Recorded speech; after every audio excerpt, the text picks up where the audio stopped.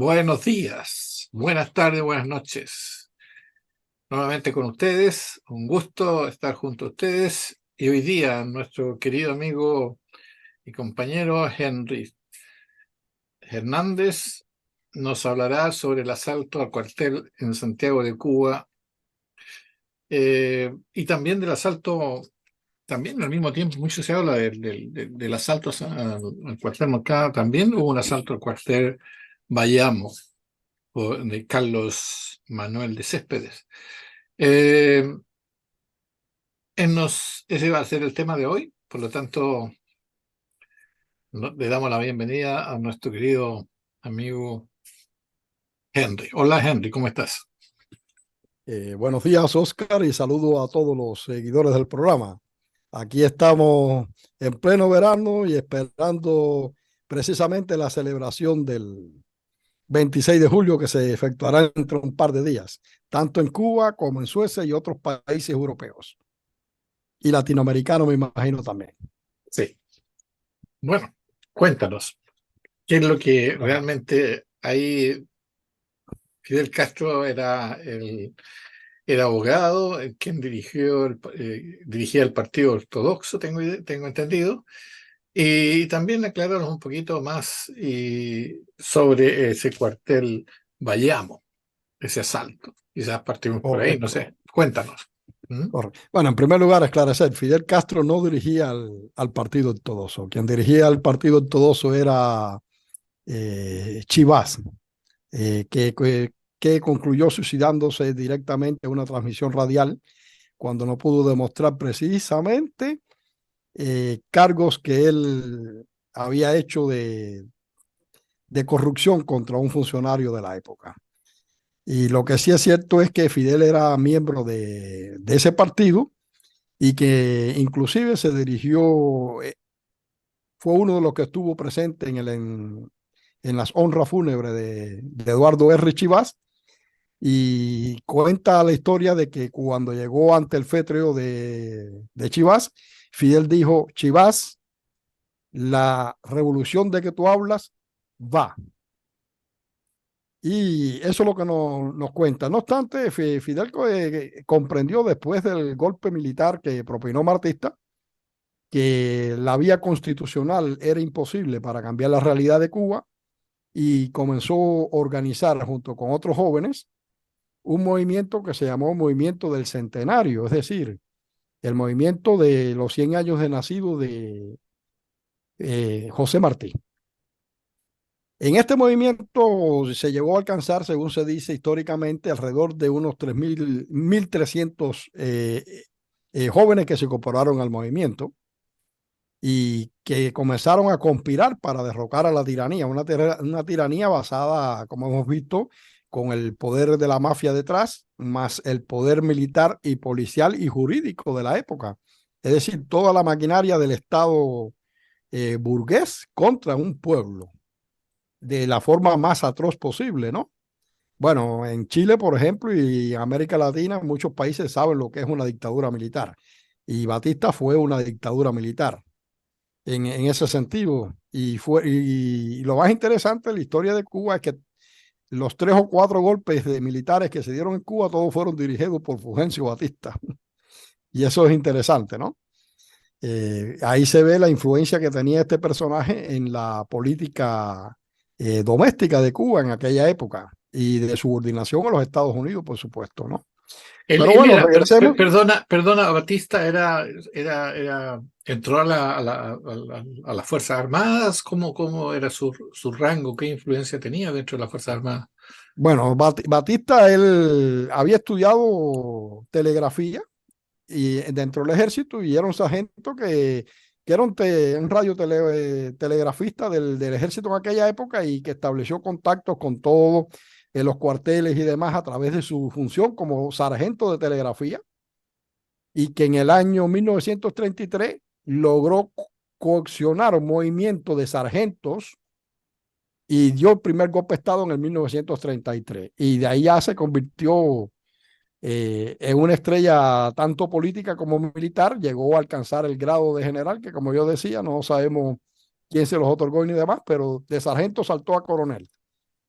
y ahí siguió su vida, digamos, militar, ¿no? Su carrera militar. Y siempre a través de golpes de estados. Es decir, que él mismo se auto graduó. O sea, Exactamente. Bueno, yo te contaba en la vez anterior de que Batista, hay una historia en el pueblo que dice que cuando llama al embajador americano y le dice, yo ahora soy el presidente de Cuba, y el embajador le preguntó, ¿y quién tú eres? Y dice, yo soy el sargento Batista. Que el embajador le cuelga el teléfono y le dice, yo no hablo con sargento, entonces vuelve a llamar y dice, le abre el coronel Batista, o el general Batista, ¿no? Eso es lo que pero no sé si la anécdota es real o no, ¿no? Pero popularmente se habla mucho de eso, ¿no? Pero da el grado de la autosuficiencia que tenía este personaje, ¿no? Pero lo cierto es que habíamos hablado anteriormente de todos los vínculos que él tenía con la mafia, y él da un golpe de Estado el 10 de marzo de 1952. Ese 10 de marzo de 1952 se conoce como la interrupción del proceso constitucional cubano, ¿no? Fidel Castro fue uno de los primeros que hizo la proclama, una declaración de condena al golpe del 10 de marzo. Pero al comprender que era imposible la lucha cívica, comenzó a organizar movimiento La Generación del Centenario, que como decía era alrededor de 1.300 jóvenes. Y bueno, preparan todo. Abel Santa María era un joven que él era un contador de una empresa de automovilística, y el contador principal. Y Abel se convirtió en el jefe de la parte civil del movimiento, mientras Fidel se encargó de dirigir la parte militar del movimiento. Inclusive después de la muerte de Abel, Fidel dijo que Abel había sido el alma del movimiento, es decir, que Fidel tenía un gran respeto por su acción revolucionaria, por su inteligencia como persona y su capacidad organizativa.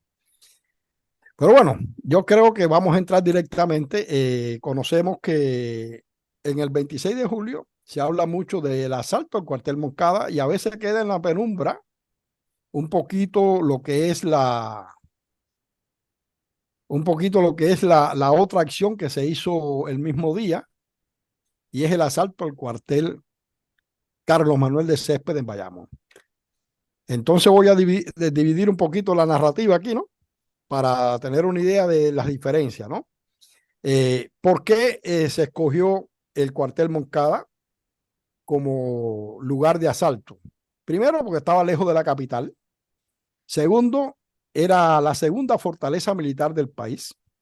Tercero, estaba ubicado en una ciudad rodeada de montañas, y al sur limitaba con el mar, lo que podía propiciar de que en caso de que fracasara el asalto, se pudieran los rebeldes ir a la sierra y comenzar una lucha de guerrilla, que era el objetivo general del plan, ¿no? Lograr una sublevación en Cuba.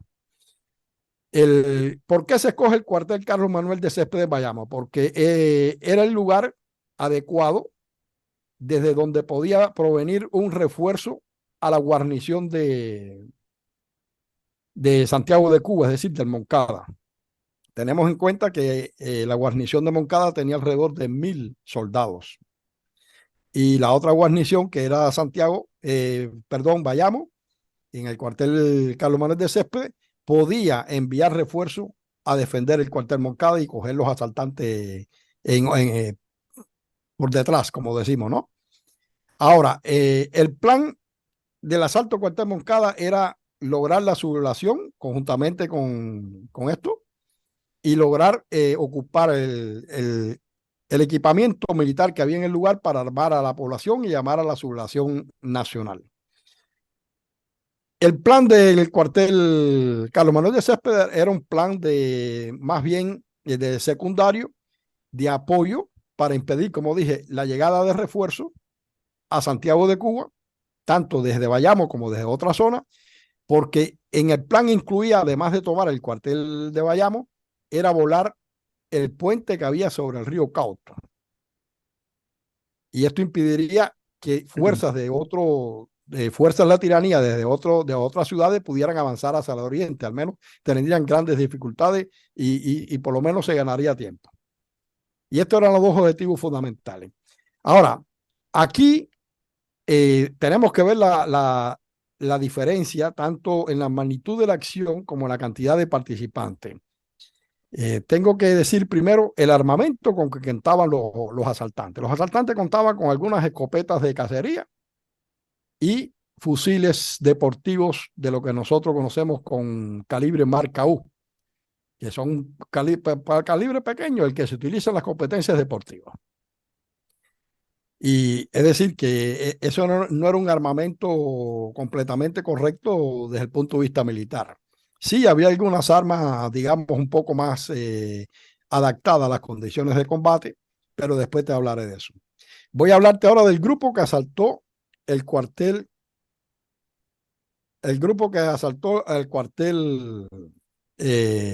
Carlos Manuel de Céspedes. Este grupo estaba conformado simple y llanamente por 21 muchachos jóvenes, 21.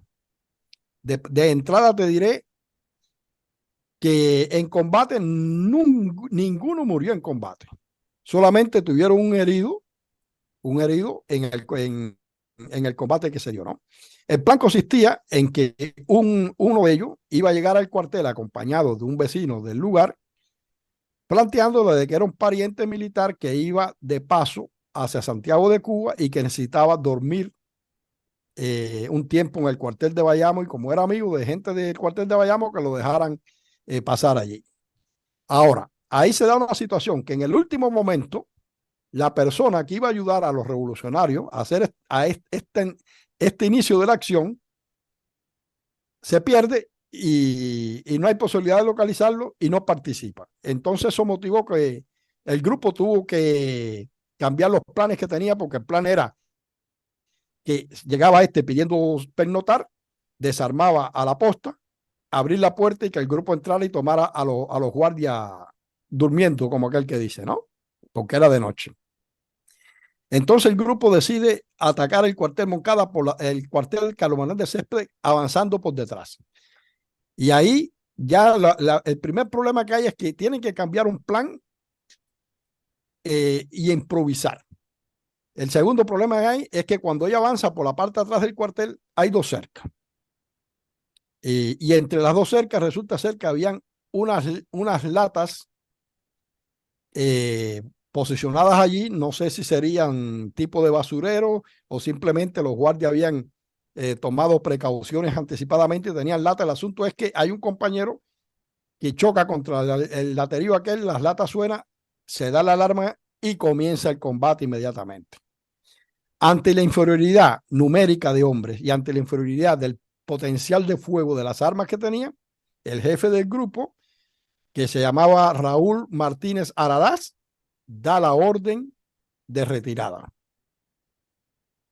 Inmediatamente el ejército de la tiranía comienza la persecución por toda la ciudad de Bayamo y sus alrededores, y algunos revolucionarios fueron hechos prisioneros, casi la mitad, 11 de ellos, 12 inclusive, 12 fueron hechos prisioneros, y después de haber sido prisioneros fueron asesinados a mansalva con ráfagas de las ametralladoras Tonso y demás. Es decir, no hubo compasión. Y uno de ellos, el número 12, se salva, que se llamaba Andrés García Díaz. Y este que se salvó, que quedó herido y los guardias pensaron de que estaba muerto y lo dejaron botado, él logra incorporarse y recibió ayuda de la población civil. Después, posteriormente fue arrestado, pero bueno, ya salvó la vida. No fue asesinado en el fetecún macabro que hicieron los guardias, y él participó en el juicio a los asaltantes del cuartel Moncada y del cuartel Carlos Manuel de Céspedes, y fue una figura clave para denunciar los asesinatos de su compañero. Y todo esto salió a la luz pública en Cuba, no fue que fue una cosa secreta, ¿no? Y bueno, ya hasta aquí más o menos lo que hemos hablado del cuartel Carlos Manuel de Céspedes. Ahora vamos a la acción fundamental. La acción fundamental o principal fue el asalto al cuartel Moncada. El asalto al cuartel Moncada, de los 1.300 jóvenes, Fidel había escogido 135 de ellos que se dirigieron a una granja que se llama la Granja Siboney. Y esa Granja Siboney resulta ser de que allí se reunieron y se hace un alegato de por qué se iba a hacer esto, porque nadie conocía la acción que se iba a hacer. Si la acción que se iba a hacer la conocía Abel Santamaría y Fidel, más nadie. Habían mantenido completa compartimentación. Todos sabían de que iban a participar en una acción. Muchos de ellos habían vendido sus cámaras fotográficas, los que eran fotógrafos. Algunos habían cogido ahorros que tenían. Otros inclusive vendieron el puesto de trabajo que tenían para ir y participar en esta acción. Es decir, que fue un movimiento que no era directamente financiado por nadie, sino que ellos se incorporaron, eran personas pobres, incorporaron los pocos ingresos que podían tener para ir a esa acción. Ya estando en el lugar, de los 135 que había cogido Fidel, después que se lee el alegato del Moncada, el alegato Moncada no, sino la declaración para el Moncada, y se pide que quienes estaban dispuestos, 131 de ellos dan paso al frente y 4 deciden retirarse, y Fidel le da la orden de que se vayan cuanto antes de la ciudad y que se regresen a sus lugares de origen. No obstante, con el tiempo también fueron hechos prisioneros por la tiranía, a pesar de que no habían tenido participación. Ahora, el asalto a Cuartel Moncada se iba a dar con que iba a llegar un grupo en automóviles e iba a gritar: abran paso al general. Es decir, haciendo ver como que era Batista el que llegaba. Iban a desarmar la posta e iban a entrar al resto.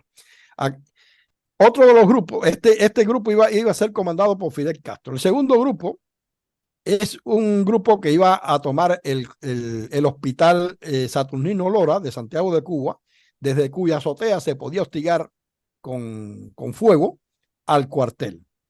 Y un tercer grupo dirigido por Raúl Castro iba a tomar el Palacio de Justicia en Santiago de Cuba con el objetivo también de hostigar el cuartel desde esa posición.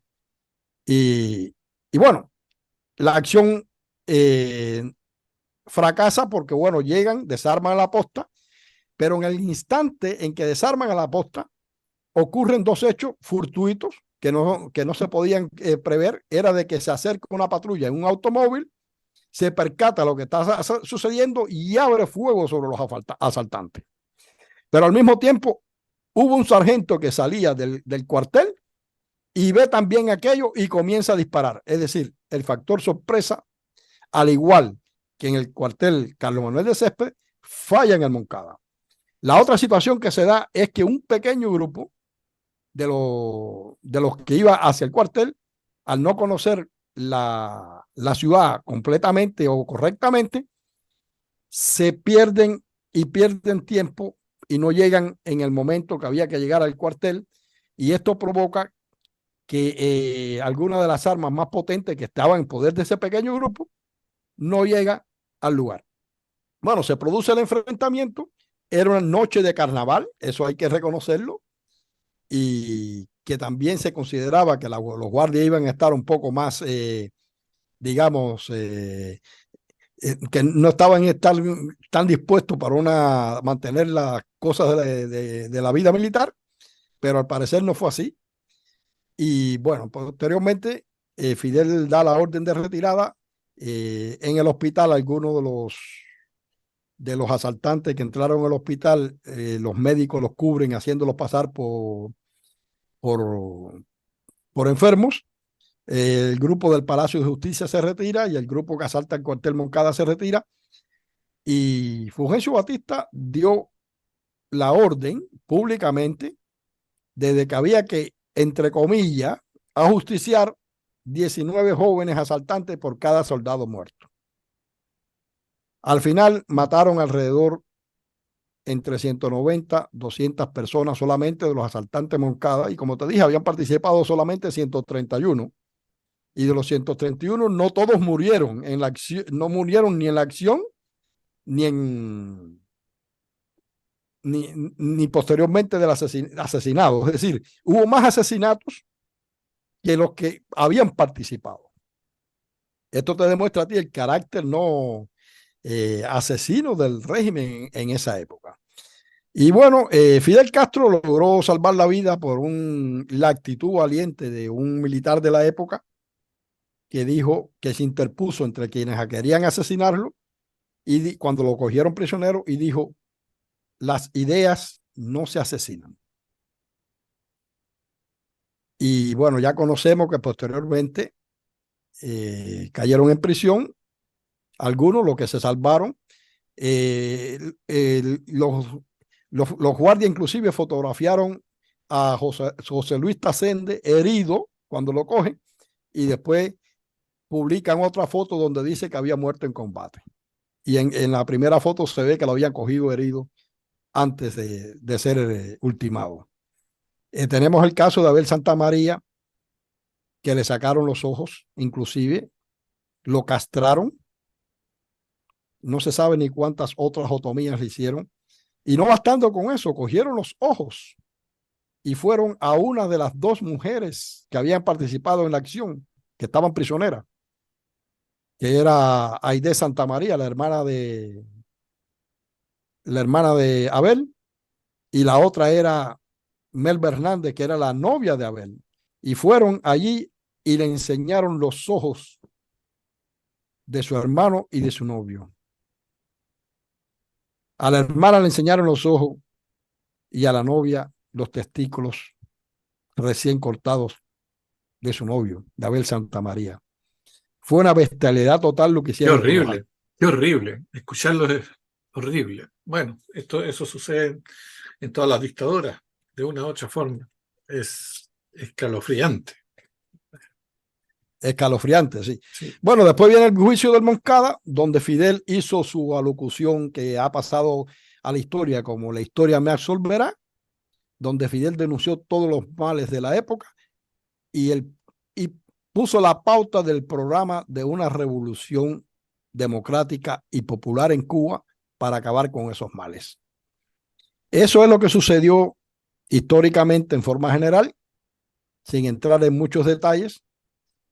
Una de las cuestiones fundamentales que yo veo en la actualidad es de que hay mucha solidaridad que se manifiesta alrededor de esta fecha, alrededor de Cuba, en el mundo.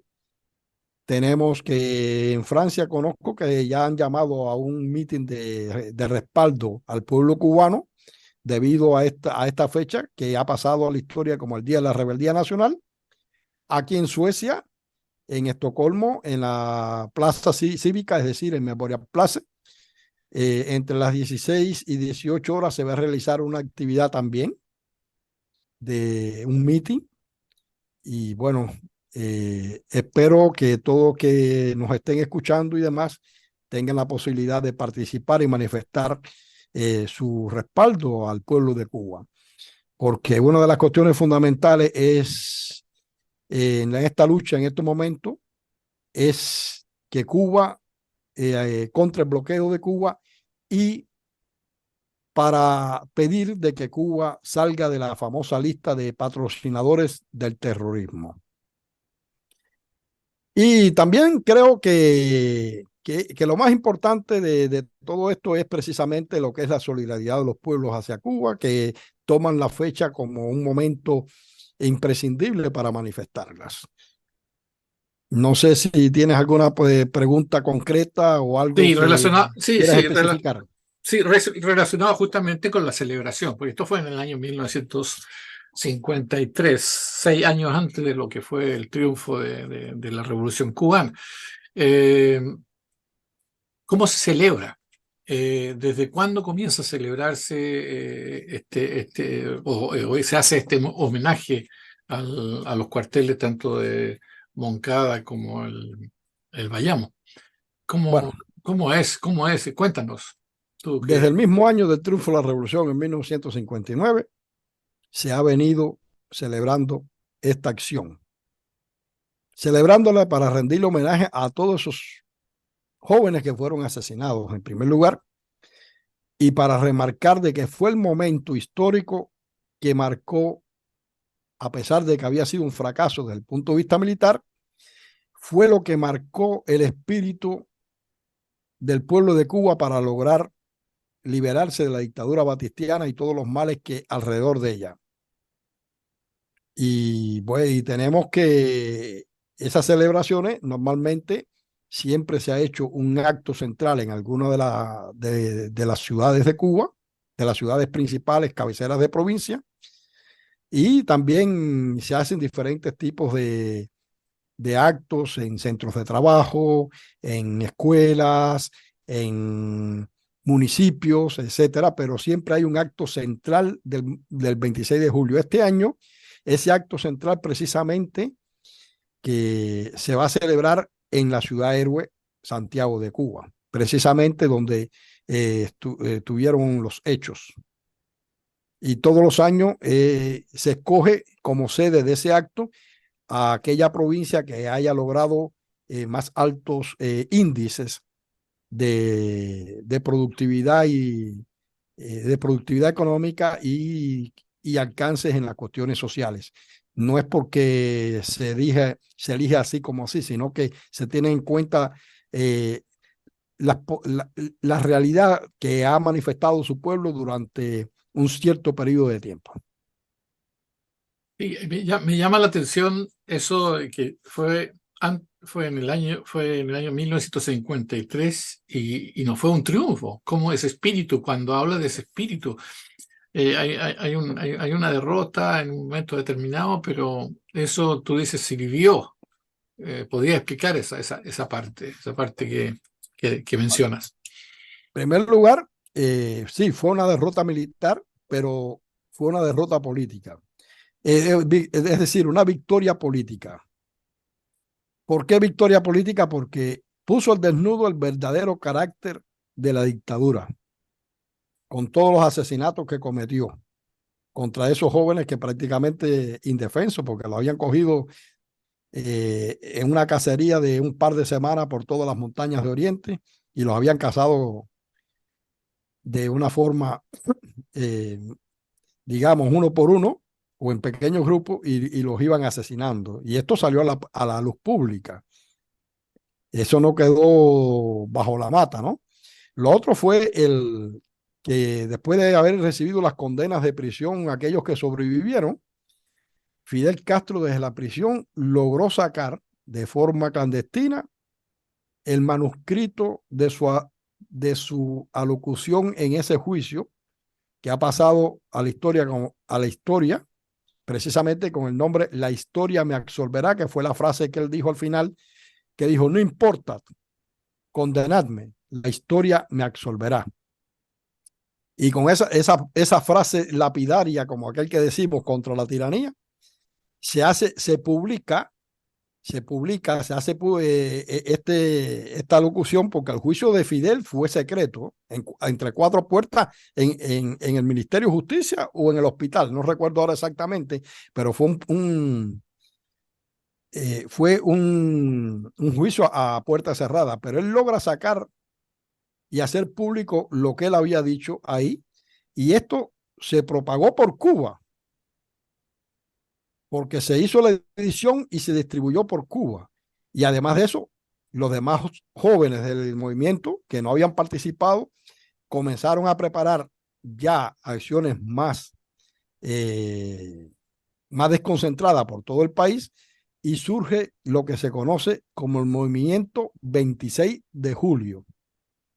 Claro, habían otros movimientos, por ejemplo, los estudiantes de La Habana, en la Universidad de La Habana, tenían el movimiento 13 de marzo, que surgió posteriormente después de que el movimiento 13 de marzo había asaltado al Palacio, a la Casa Presidencial de Batista y había intentado tomarlo para justiciarlo en el lugar.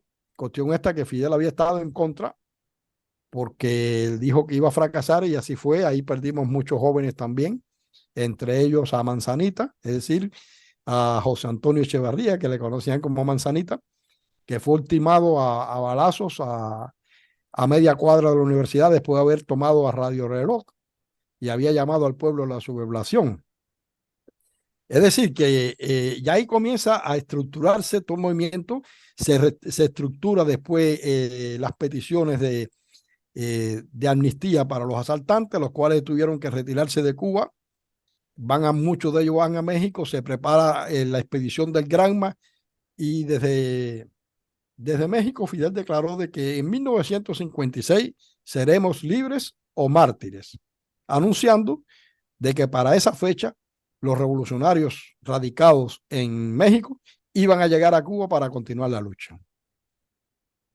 Y llegaron a Cuba y lo interesante es de que se produce también un revés militar en los primeros días después del desembarco. Cayeron en una emboscada en un lugar que se llama Alegría de Pío, donde no todos tampoco cayeron en combate, sino que muchos fueron hechos prisioneros, pero fueron asesinados. Y, y a la sierra solamente llega, arriba a la sierra solamente llega un pequeño grupo, en dos pequeños grupos, uno dirigido por Raúl y otro por Fidel, más algunos campesinos de la zona que se le unieron en el camino para la lucha. Al final lograron tener 17 hombres. Y cuando llegó Fidel, Raúl, que llevaban, el grupo de Raúl llegaba a 5 fusiles, Fidel dijo, ahora sí ganamos la guerra. Estamos hablando año 1956. En qué grupo iba el Che Guevara?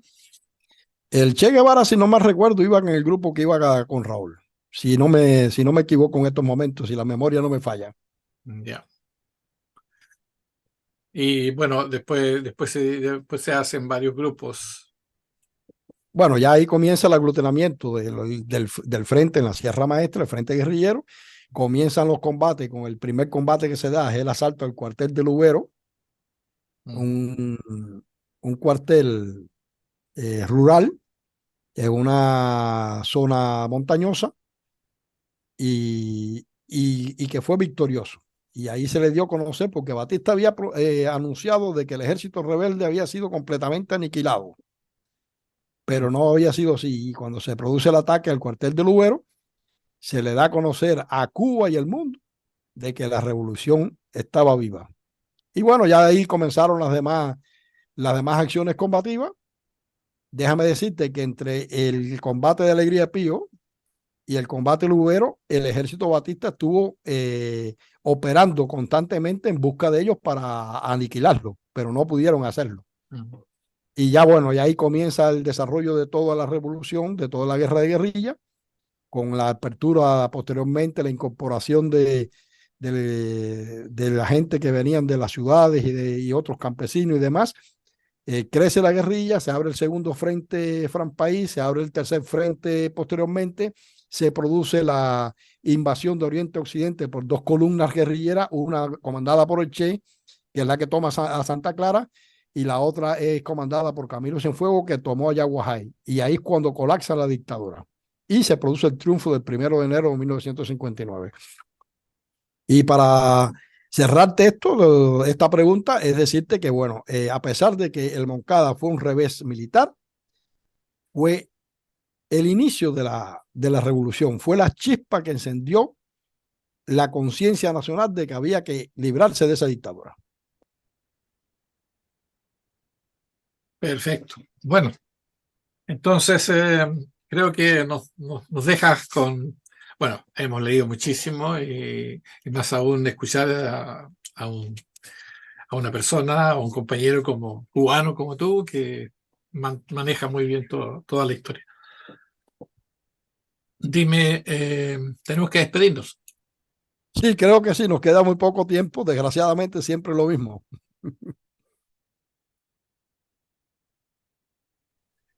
Sí, así es. Bueno, será hasta la próxima. Bueno, hasta la próxima y bienvenidos todos el 26 de julio, Memoria Place, entre las 16 y las 17 horas. Nos vemos entonces. Nos vemos y Ya. saludos a todos. Chao. Chao, chao. Y de mi parte, ese caluroso abrazo fraternal a cada uno de ustedes con esa fraternidad y solidaridad de siempre. Hasta pronto. Chaito.